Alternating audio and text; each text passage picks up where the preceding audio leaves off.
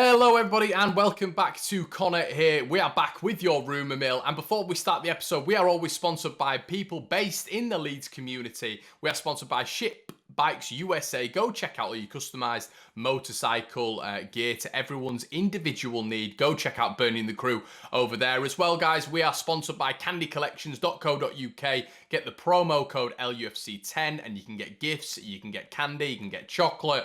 So get it there. Don't feed the corporate machine. That's Tesco Co-op. Go support someone in these tough times who is based in the Leeds community.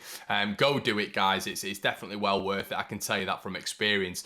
But let's get into the rumours anyway, guys. It's come out today that Ryan Kent has rejected Leeds United. His representatives have apparently got in contact with Victor Orta and told that there is no sale. I'm really upset in a sense of that because I think he'd have been a really good alternative. He's got a lot of potential in that cam role. He's very direct. He's very sort of raw still. And I think he's got bags of potential. So that is seriously annoying in a sense if we don't get Rodrigo De Paul. But at the same time, I think Leeds are going to have a massive, massive tier list of players on the continent for me who we're going to be going for as alternatives. So Ryan Kent is definitely a no-go, which leads me on nicely to Rodrigo De Paul. Apparently Rodrigo De Paul, according to Fantacalcio, which is an Italian network, is sort of focused on staying in Serie A. He wants that Juventus move. Apparently, he wants to stay in Serie A, but at the same time, Juventus will not be making that move for me. They do not have that financial clout. They're looking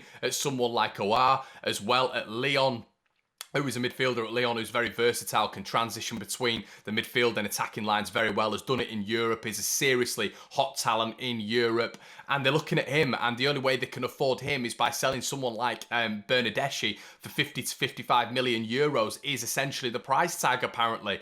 So there's going to be a lot of stipulations in these deals, and there's been nothing online of Juventus's, there was about a year ago, but there's been nothing about Rodrigo De Paul. So are Leeds going to be that club that hangs in there with the fee? Are Napoli going to be able to match the fee officially? Are Milan going to be able to match the fee officially? Apparently, Fantacalcio saying that Leeds have matched that fee. Leeds have put that fee in there. Udinese, Pozzo and Radrizzani have essentially agreed the fee. But it's up to the player now. Does the player want to come? Obviously, you can see the attraction with someone, a team like Juventus, a huge, huge club. Cristiano Ronaldo, his international teammate, Dybala there as well. He's been part of Serie A. He knows the game. So staying there would essentially could be advantageous to Rodrigo De Paul. There's obviously a huge Argentinian contingent of players in Italy as well. So yeah, we've just got to wait and see on that one. But maybe Leeds are just going to hang in there with that fee.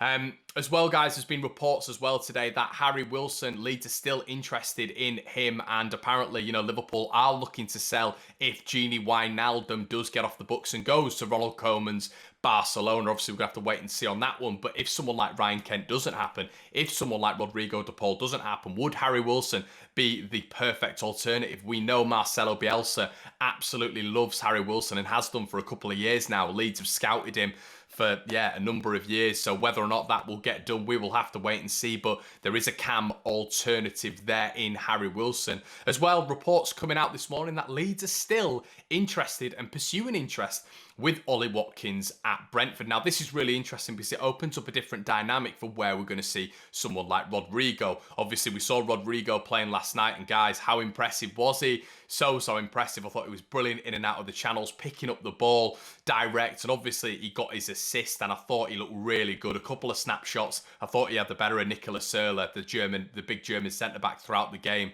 Yeah, he missed a good chance, but he went through on goal, beat Serla for pace, and was denied by a great save by Neuer. A great first impression, I thought. So really excited to see him. But someone like Ollie Watkins coming in, the interesting part about that is going to be where Rodrigo will fit in. Is he going to come in as an inside forward? Is he going to come in as a winger? Are Leeds going to have to sort of deploy a different formation? You would think so. But apparently Leeds are still interested in him to bolster the attacking threat. And obviously, apparently we're still as well in for Michy Batshuayi. Apparently that loan move is something that Leeds are looking at to bolster the attacking options. Now, once again, that loan market for me has to be exploited. We have to go in for either a winger on loan or potentially an attacker on loan, a centre forward on loan. But it's going to be really interesting to see whether or not that opens up a completely different dynamic to the way that Leeds United approach this season. We know Marcelo Bielsa has 2 or 3 formations that he's not deployed at Leeds United. So will he start to do that in the Premier League? Will it make us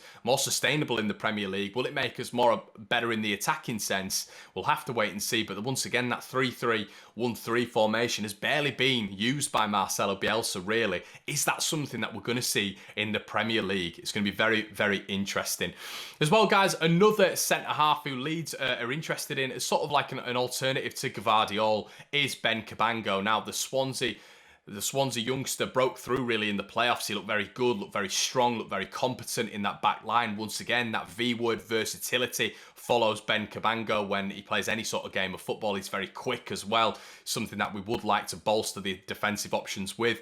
Obviously, he would be a backup to someone like Liam Cooper or Robin, but he is someone that could come in for me and do a job. He's also very young, but once again with Leeds, what do we always do? We sign potential, we sign promise, and someone like Ben Cabango would fit that mould pretty nicely and would be a cheaper alternative to some alternatives like Axel Tuanzebe. So yeah, as well, guys, the away kit has been released today by Leeds United. Now, it's caused a lot of controversy, this away kit. Obviously, it does sort of mirror the Thistle Hotel one, which I do have in my wardrobe. I prefer the Thistle Hotel one, so I don't think I will be buying this one. I'm a bit weird, and I'll call myself wonderful as well, in a sense of shirts, and I do like the weird ones, and I will be waiting for the third kit to make my first purchase. I have got some of the training kit coming, which I'm sure I'll show you on the Rumour Mill. But yeah, guys, I'm really excited for that training kit to come. Hopefully it's supposed to be today, I think.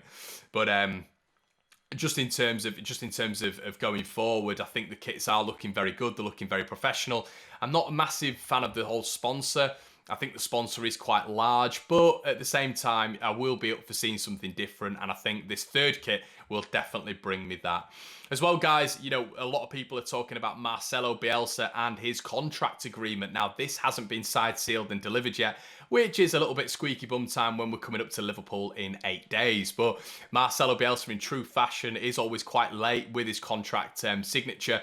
But with regards to Leeds, I believe I've seen somewhere today that Leeds are looking for a 2-year deal. Now, why would we have a 2-year deal? Why wouldn't we keep that 12-month, that 12-month deal consistent? Well, it's a good question, but I think now Leeds are knowing that there's going to be more eyes on Marcelo Bielsa, even more eyes in the Premier League. And if Leeds do well, then there are going to be lots of clubs sniffing round Marcelo Bielsa. And a lot of people might turn around and say, well, he's fallen in love with the city. He's spent a lot of time at Leeds. But at the same time, there are romanticisms with other clubs. We know Marcelo Bielsa likes a new challenge. Is there going to be a new challenge out there for him, which is going to moist his appetite? You know, that could happen. You know, we are not the only romanticised football club in Europe or world football. So getting him tied down to a contract is something that will have to happen. And with sort of Liverpool 8-9 days away, you'd be expecting that to happen pretty instantaneously.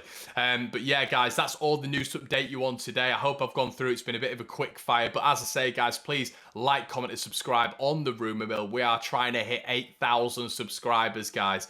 If you won't mind slapping a subscribe on that, we're trying to get this Leeds fan channel up to the likes of Liverpool, up to the likes of Arsenal. We want to get recognised, and all you Leeds fans can do right now is smash that subscribe button, and it makes us be recognised on and off the pitch as well, and helping our media outlets, as we do with all our things, our boxers, our musicians. Helping our media outlets is something that I think we should all do as a club and get us back up there in the big time as well. But as well, guys, we've got a lot of innovative and creative content coming next week, so make sure you stay tuned. As I say, guys, once again, put your comments down in the section below. I will respond to them. We've got all the links for the sponsors in the section below, and I'll see you in a bit.